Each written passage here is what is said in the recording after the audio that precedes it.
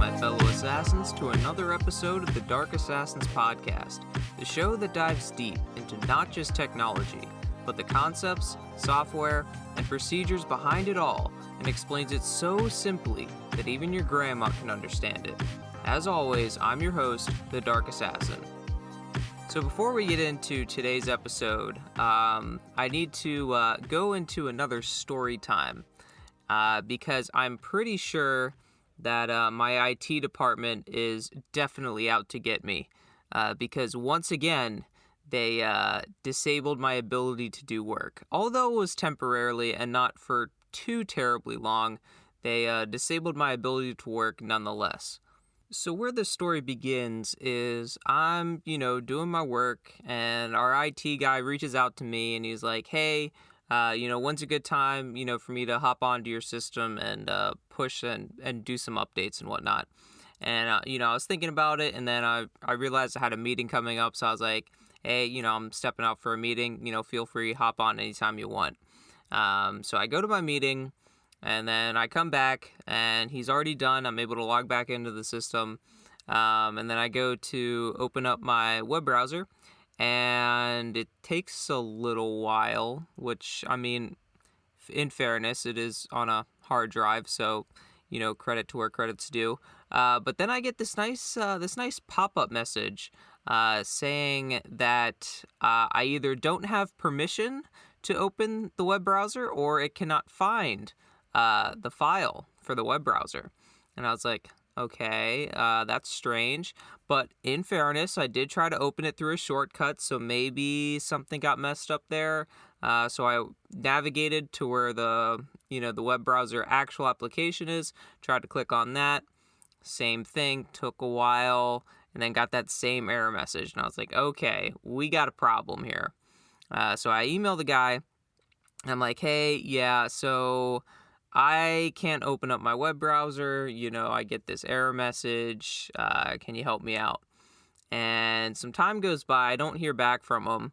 But I got back on the system a little later, and I tried to open up the web browser again, and it worked. And I was like, okay, maybe he got on and fixed the issue. So then I'm going about my day, doing my thing. And then later on in the day, as a software developer, as I do, I was working on some code. And mind you, I wasn't changing anything to the code to actually, cause it not to work. I was literally just taking an already made string and just putting additional information in the string. So nothing to cause any kind of errors or problems. So I compile the code, and it takes a lot longer than usual to compile a small change like that. And I was like, that's kind of weird. But it says it compiled, and it created the executable just fine. So then I tried to run it, and nothing happened. And I was like, well, that's weird. Literally nothing I changed should have bricked this thing from running. Let me try manually running it rather than, through this script. So I try to manually run it, and I bet you can't guess what error message I got. I got that same error message saying that I either don't have permission or that it's not located in the place where I clicked. So I was like, yeah, okay, we got a problem here. So I figured, okay, well, maybe something was wrong, doing the rebuild on the project. So let me just delete the executable, clean the solution, and just build it from scratch. Well, that was a mistake, because when I went to go rebuild it from scratch, it took a long time to get going, and then eventually I just get access denied. And I'm like, well, ain't that cute? I can't even compile my code anymore. That's fantastic. So then I figured, as a last-ditch effort, okay, maybe something's wrong with this solution file. Let me try to go back and regenerate it. So I go back to try to regenerate it, and guess what happens? It freezes and doesn't work. And I'm like, all right, yeah, something is definitely wrong with my computer here. So then, as a last-ditch effort, because mind you, as a software developer, we have deadlines we need to meet. we got to make our code work and be ready to go by certain times. So I'm trying to figure out how I can, get my code to build even with this issue. So I tried to make some kind of script that I could build it from the command line and not have to worry about the integrated development environment, or IDE. And I kind of had a hacked thing together, which I knew wouldn't work, but I just thought for the heck of it, give it a shot. And I gave that script a run, and access denied. And I'm like, yeah, we got an issue. So I emailed the IT guy, and I'm like, hey, we got a pretty widespread issue on my machine of me not having permission to do virtually anything. So I'm going to need some assistance on this. And then, day goes by. Next day, I get to work, and I open up my email, and I see an email from him, and he's like, yeah, I ran some scans, and there was some file system corruption on your computer, but I fixed it and rebooted it. You should be good to go. And I'm like, wow. So my computer was working fine. They hopped on to do, whatever they do, and somehow parts of my computer's file system got corrupted. Nice. So, always a fun time when you rely on technology and things can just randomly out of nowhere just break. And yeah, always a good time. So, with that story time out of the way, let's get into what we're actually going to talk about in this episode, which is, are advanced degrees really worth it for software development? Now, to preface this, I'm not talking about computer science in general. Like, obviously, yes.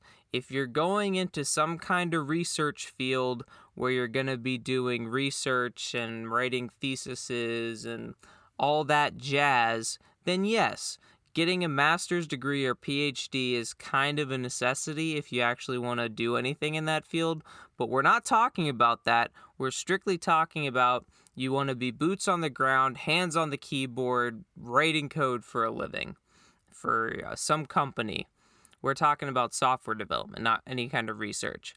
Now, when you hear this question of, are advanced degrees worth it for software development, if you know me personally, you're probably laughing to yourself hysterically right now because you already know the answer. But for those of you who don't know me personally, let me give you a little bit of a background to let you know where I'm coming from so you can kind of understand if there's any bias in this, which, spoiler alert, there is. So just as some background, I'm currently actually working on a master's degree right now, part-time, and I hate it. It's terrible, not a fun time, and I hate school in general. I think it's not a good place to be, and I really don't enjoy it, which is kind of ironic because my current boss, when I told her that, she was so shocked because she was like, what? She was so confused because, I got good grades and whatnot, which, by the way, good grades don't mean you're smart, if you didn't know that. A lot of people can get good grades, but you actually make them do real work and they have no idea what they're doing.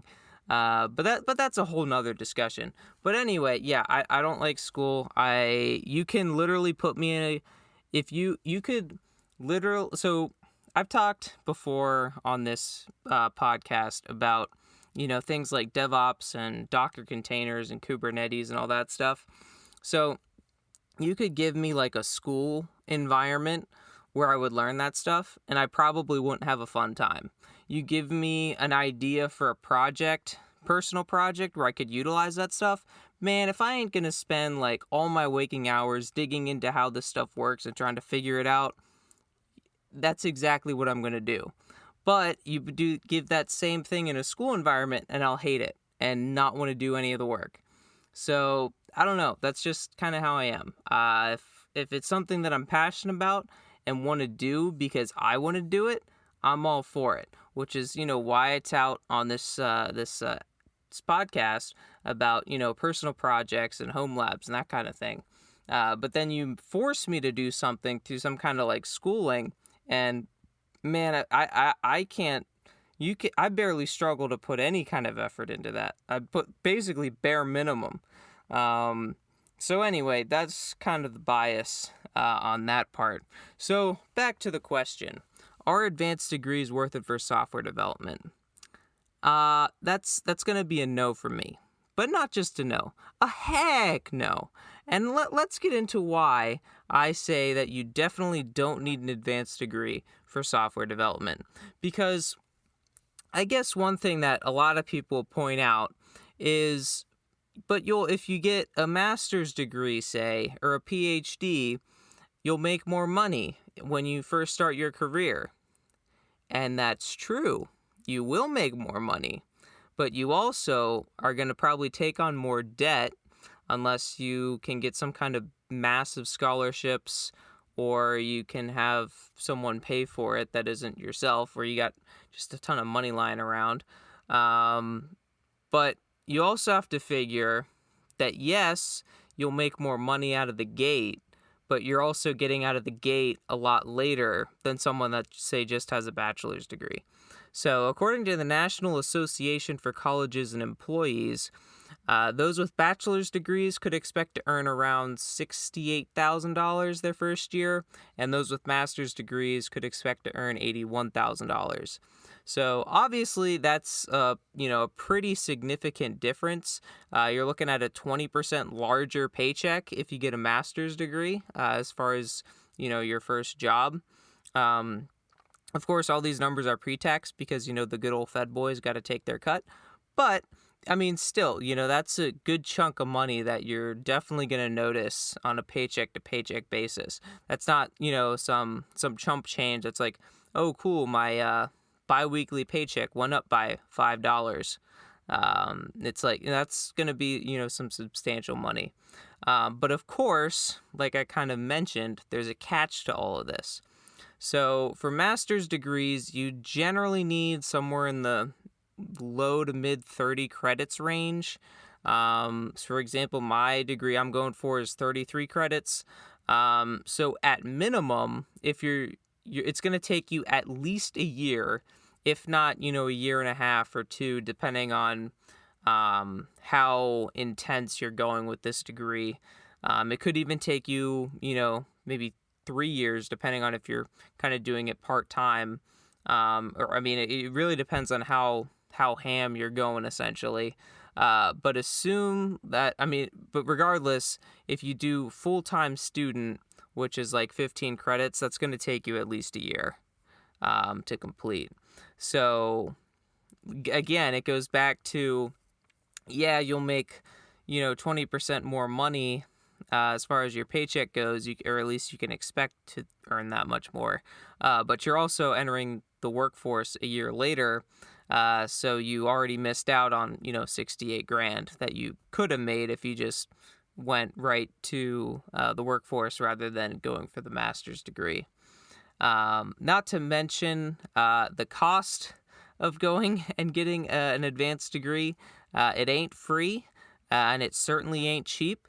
Now, obviously, the prices can vary quite drastically, but assuming you're a more conservative individual and you're more modest, going to like an in-state school, and you're not going to some like bougie private school or Ivy League school like Harvard or Yale or MIT or something like that, roughly you're probably looking at around $600 per credit hour.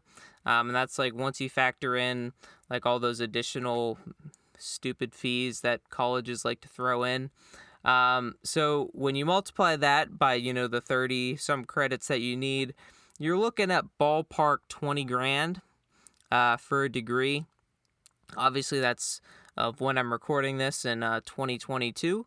Obviously, most likely that's going to just get more expensive in each sequential year because that's just what colleges do.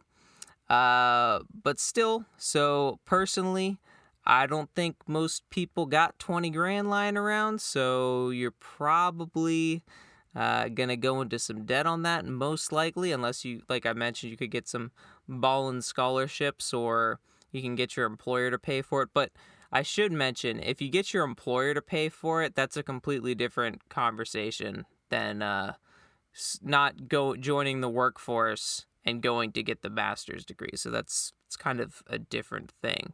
But can we just take a moment to realize 20 grand? Do you know what kind of absolute ballin' home lab setup you could have for 20 grand? Like, you could have like a full-on data center. I mean, if you knew how to spend your money and you weren't buying like brand new stuff that's literally like marked up like crazy, and you went onto the used market like on eBay, man, you could fill like a 42U rack probably. I guess it depends on, what kind of gear you're getting, but still, you could have an absolutely awesome setup, which that kind of makes me, I mean, that would be awesome, don't get me wrong, but also your electricity bill probably would also be quite impressive as well, in addition to how impressive your home lab is. But, getting back on topic here, so now assuming that you have this 20 grand that you have to spend, not only did you miss out on the 68 grand by just going straight to the workforce, but now you're 20 grand essentially in the hole because you had to, go to school. So now you're like $82,000 less than someone who just got the bachelor's degree and started working. So, and that's just assuming you finish in 1 year. If you take longer than a year, then that discrepancy grows, obviously. So now that additional $9,000 a year might not be as appealing once you realize all the work you have to do to get that to that point to be able to make that additional money. So best case scenario, you complete the degree in 1 year, right? So let's say, hypothetically, you earn a modest raise of 3%, and the person with the bachelor's degree, they never get a raise because they're a pleb and because they didn't get a higher degree, and therefore they're a loser and they don't deserve any kind of raise, right? So assuming we have that taken into account, the person with the bachelor's is making $68,000 and you're making $81,000 with a 3% raise every year. It'll take you 6 years to make up the difference. Now, assuming, say you both get a 3% raise, or neither of you get a raise, it takes you 8 years to make up the difference. Now, obviously, this is a oversimplification because in the span of, say, 6 to 8 years, obviously, the amount of raises that you or the person with the bachelor's degree would get would obviously fluctuate. It wouldn't be set at 3% every year. This also doesn't take into account career changes. Like if you changed companies to go in search of a new opportunity that would pay you significantly amount more money, or you moved internally inside your company to a different position, which may or may not pay more. So this is obviously an oversimplification, but the point still stands. It's going to take you a long time to make up that difference, and that's assuming that you under optimal conditions you finish in a year. But let's say obviously grad school ain't exactly the easiest work in the world. So say you have to take, an extra semester. So rather than taking a year, you take a year and a half. So this allows the person with the bachelor's degree to make additional money. So if we go back to the assumption that they get no raise because they're a pleb and you get a 3% raise every year, it would take you 8 years to make up the difference. 8 years. So before it was 6 years, but if you take just one additional semester, that's an additional year or additional 2 years rather, that it would take you to make up the difference. Now, if neither of you got a raise or you both got a fixed 3% raise, that would take you 11 years. Like you're getting it to the point there where you could kind of get into like the senior dev territory, which we're going to get into. But man, it's kind of, in my opinion, it's kind of hard to justify that, right? Like it's kind of hard to justify I can make more money, by not going into the workforce right away, but I won't even get close to making up that difference in 11 years under optimal circumstances. And this being an oversimplification, I'm not accounting for a bunch of other potential variables like career changes and career moves. And yeah. So while yes, you're more likely to make more money initially with the master's, you also have to spend a lot of time and money to get to the master's. So because you have to spend that additional time and money to get the master's, that's additional time and money you otherwise wouldn't be making. But it gets even worse because while, yes, when you initially start out in your career, the master's degree will give you, like I mentioned, a 20% difference in your paycheck. Once you get far enough into your career, that 20% difference just completely evaporates. So according to the Bureau of Labor Statistics, when you're in your career long enough and you become a senior developer, that percentage basically becomes absolutely negligible. And you might be asking, why is this? Well, I think personally it's quite obvious because experience matters. Once you get to the point where you have experience, nobody cares what paper certificate you have that says I know stuff. They want to see what you actually know and what you've actually done. Which is why, as we'll kind of get into, why I always mention and push on this podcast, doing personal projects and, working on things like home labs and that stuff, because it gives you legit, tangible experience that you can show to an employer to be like, look, I've done stuff, I know how to do stuff, I can do what you want me to do. I don't have some random piece of paper claiming, quote unquote, from some university that I know stuff. And the other thing with degrees and whatnot is they aren't standardized. Like if you want to go for something, personally, I think earlier on in your career, rather than necessarily going for like a master's or something as a software developer, I think trying to go for a certification is definitely the route you'd want to go. Mainly because if you think about it, a certification is a set standard by some organization that has set, guidelines and levels and curriculum that you have to know that employers can understand. So, for example, like the Security Plus or Network Plus or a CCNA or any one of those certificates, there is a set curriculum that you have to know in order to be able to have this certificate. It's standardized. A college degree is anything but standardized, right?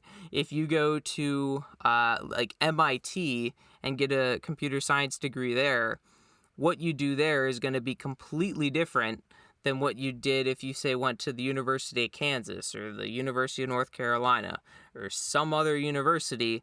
While maybe the concepts are going to be kind of similar, like sure, you'll learn about algorithms and data structures and all that, the level of work that's going to be required and the scrutiny that's put against your work and the expectation of what you should be able to achieve is going to be a lot different school to school versus a certificate or a certification that's standardized across the board. So that's kind of another reason why, as you get more experienced and get into those higher level positions, the master's degree or even a Ph.D., when it comes like strictly software development, really doesn't make that much of a difference. So kind of going back to the numbers here. So back according to the Bureau of Labor Statistics, rather than a 20% difference as a senior software developer, you're looking at a 3% difference.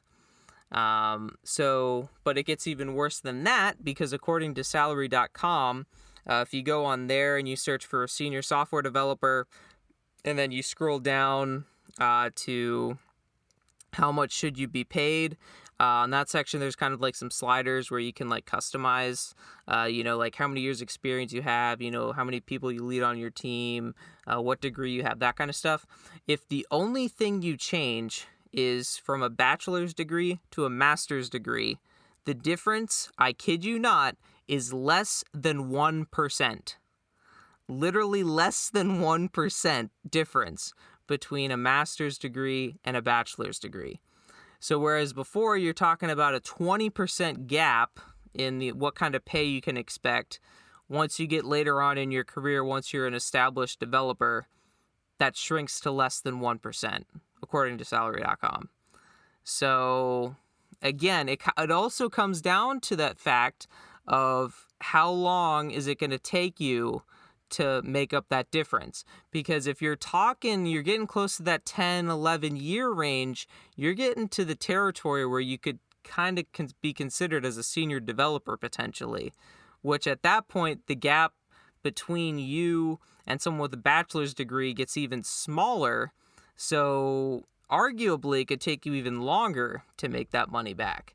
So in my view, by these numbers that, I've been able to find, I have trouble trying to see the value in, spending all that extra money and upfront cost and going to school full time to get that degree rather than just going into the field and getting experience.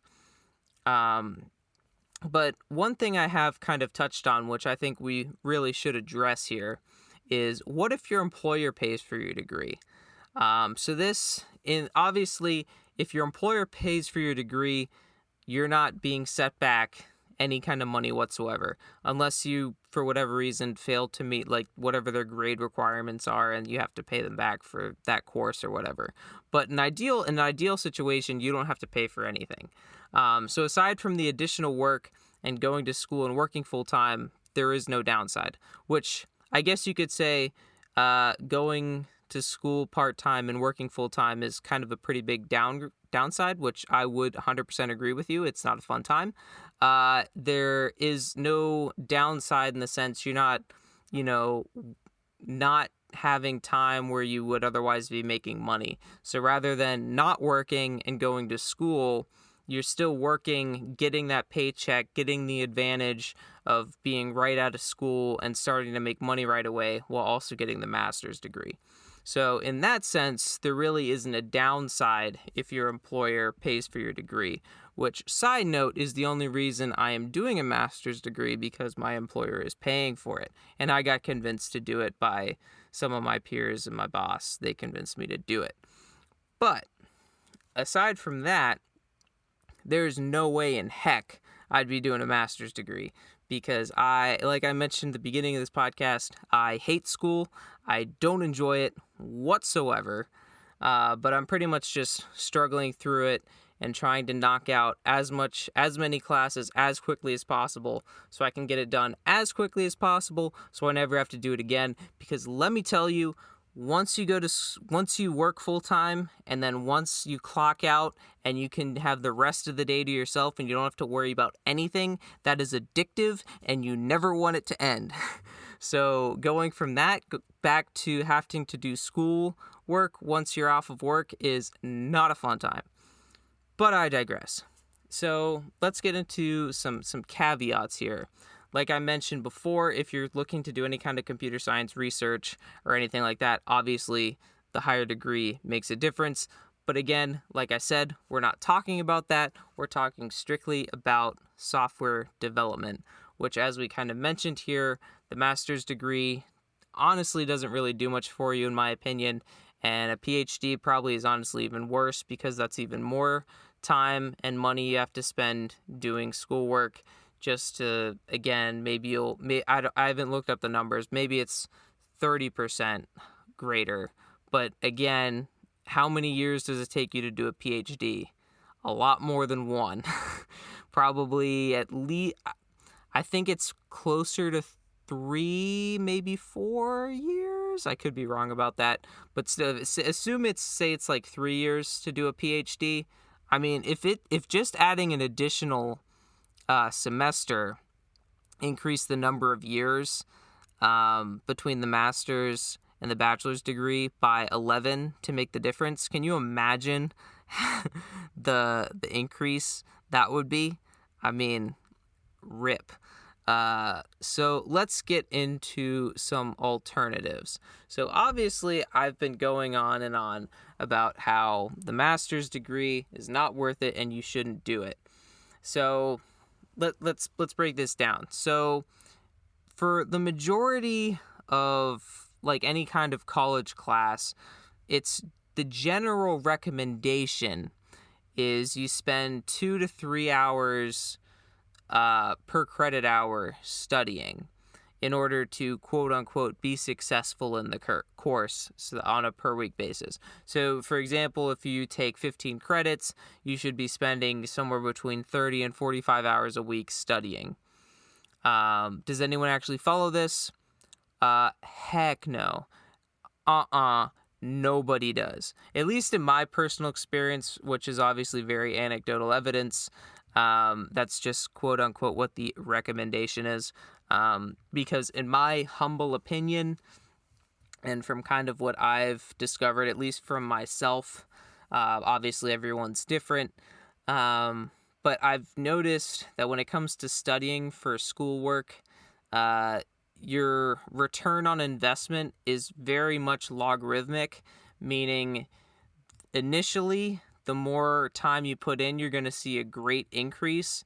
But after you get to a certain point, it really levels off, and you could spend like an extra 4 hours just to improve your grade by 1 percentage point, which in my opinion is not worth it. If I can spend, say, 3 hours a week to get a 90, why would I spend 6 hours a week to get a 93? Like, I don't really see much benefit in that. Or even worse, why would I spend... So, in this case, say I'm taking... right now I'm taking, like, 6 credits, which is recommended that you devote, like, 10 to 20 hours or so. So, if I could spend 2 hours, let's say, on each class, like 4 hours a week, and I would get, say, a 90, versus if I spent the 20 hours and that would boost my grade to a 95, there ain't no way in heck I'm spending that extra time just to get a 95 when I could basically do the bare minimum, quote unquote bare minimum essentially, do 4 hours and get a 90, which to me, I'll do that. Which is why I say the recommended thing of 2 to 3 hours of studying, for me personally, that's definitely not accurate, but that's what most colleges say is recommended, so that's why I put that out there. But the other reason I put that out there is because, say you're trying, if you wanted to go to school, say part-time, to pick up a master's degree, and you're looking at taking, 1 or 2 classes, you're looking at, somewhere in that, probably that 10 to 20 hours a week-ish or so, working on class. But I would argue and recommend to you, rather than trying to work on a degree, especially if you're early on in your career, why don't you spend that 10 to 20 hours, working on a certificate? Since I mentioned those carry a lot of weight, especially early on in your career, and potentially even later on in your career too, depending on what the certificate is. Or rather, certification, I guess, would be the more accurate term for that, the certification.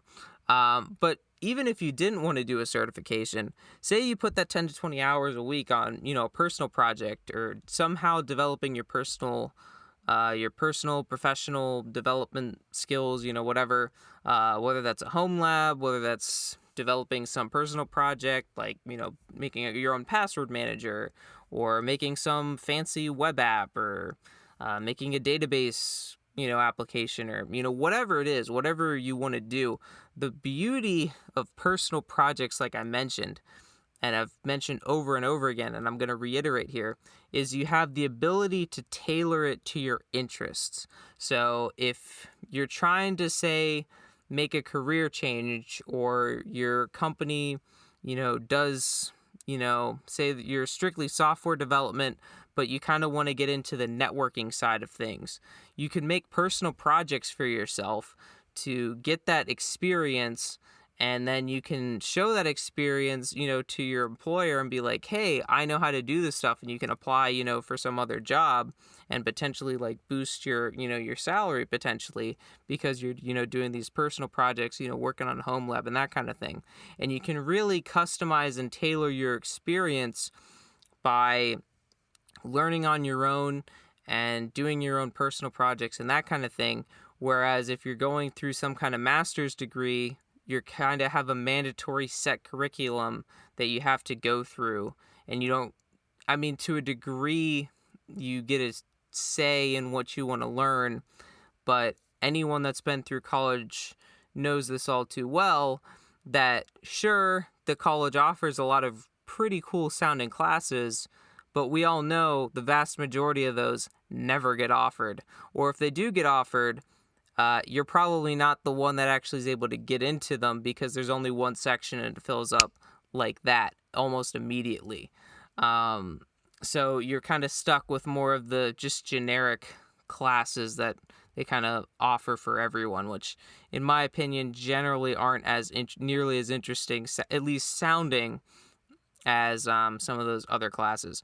But as I kind of mentioned before, just because something sounds interesting, because of the nature it's a school thing, for me, I probably won't enjoy it that much. But that's just because it's a school thing. But now you give me that same field of study and I can figure out some kind of personal project for myself, I will be more than happy to spend at least 10 to 20 hours a week working on that personal project to try to figure it out, figure out the technology, learn how the API works, learn the programming language or whatever the case may be, in order to get those skills and experience.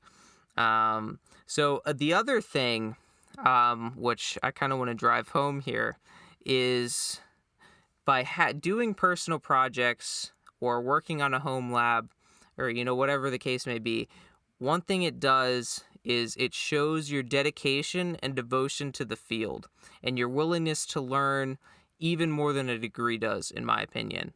Because if you think about it, while the degree, you made an active choice to pursue that degree, let's be honest, anyone can go out and earn a degree. Now, obviously, some people are going to struggle trying to get a degree more than others. That's true. But you went out to do a degree. You have a set curriculum. You have set things you have to do. Checkbox 1, 2, 3. Good. You did that. Here's your degree. But that's not how it works with, personal projects and home labs, right? In that case, you physically and mentally had to make the conscious decision to work on that home lab or work on that personal project or write that piece of code, write that script, whatever it is. You had to make a conscious decision to go and do that rather than just, following the steps of the curriculum. So this demonstrates to employers that you're willing, to go out of your way to learn stuff, even if you don't know how to do something, and you have that drive to figure it out on your own. And that's one of those skills that's invaluable and employers really look for. So especially if you're early on in your career, this is why I can't recommend personal projects and home labs and all this more. I can't emphasize the importance enough, because employers will see that and be gravitated towards you over someone else because you have that drive. And I'm pretty sure I've mentioned this before, but like if you have a GitHub or a GitLab or a Bitbucket or wherever you host your code repos, if an employer sees on your GitHub all these personal projects that you've done and all this time you've spent making these personal projects, they're going to be really intrigued compared to someone that just has CS 325, CS 550, CS 600. They're like, oh cool, they just uploaded their school projects, big whoop, right? Like everyone did those school projects, whereas that personal project that you wrote, only you wrote that. You wrote that because you were interested in it. You wrote that because you wanted to learn how that works. You wrote that because you have a drive to become a software developer. You wrote that because you just have a general interest in the field and you want to devote your time and your resources to becoming better and more proficient. And that is just something that you can't learn in a classroom. So I think definitely if I if I wasn't in a master's program right now, that's what I would be devoting my time to. Which I had the pleasure of having the summer off, and that's pretty much what I spent the vast majority of my free time doing.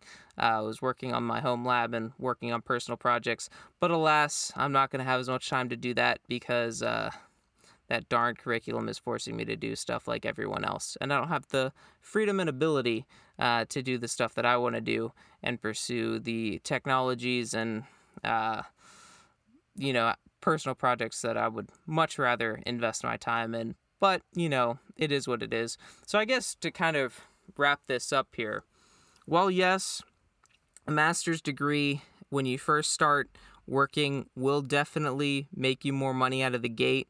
You also have to consider that you have to invest time and money up front into the master's degree that you otherwise wouldn't if you just joined the workforce. And it's kind of, at least in the breakdown that we gave here, it's kind of questionable if it's really worth it in the long run, especially with how long it'll take you to make up that money that you otherwise would have made.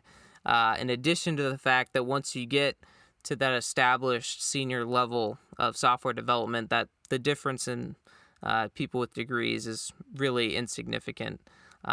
So personally, all of you listeners out there, work on those personal projects, work on those home labs, and save rather than spending $20,000 over the course of say you're working full time, right? Rather than and your employer isn't paying for a master's degree or any kind of advanced degree, rather than spending that $20,000 over the course of, 3 years or however long it takes you to do the degree, maybe over the course of, a few years, you wouldn't even have to spend $20,000, first of all.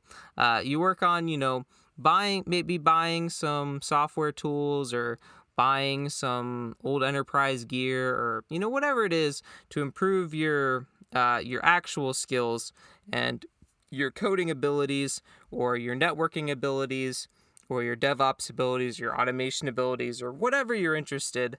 Go explore, go do that. Don't bother with the advanced degrees, especially if you're doing software development, because in all honesty, you really don't need it.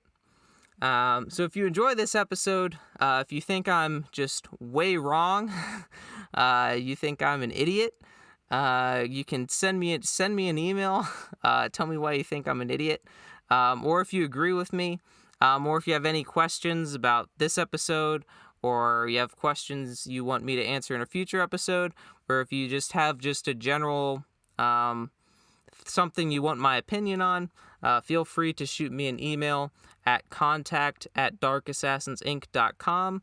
You can click the link in the show notes below for that. And I ask that you'd leave a rating and review on this episode and subscribe to the Dark Assassins podcast if you haven't done so already. And be sure to share to a friend or family member. Maybe you have a friend or family member that's thinking about doing a master's degree in computer science because they want to be a software developer. Maybe you could send this to them and save them the hassle and the trouble of wasting all that money. Or I say wasting, they might find value in it, but personally I don't think it's worth it, as I mentioned in this longer episode of the Dark Assassins podcast, talking about a singular topic. But yeah, that's going to do it for me in this episode of the Dark Assassins podcast. Until next time, my fellow assassins, remember, bool nothing equals true. If action not equal to null, return true. I'll see you next time on the Dark Assassins podcast.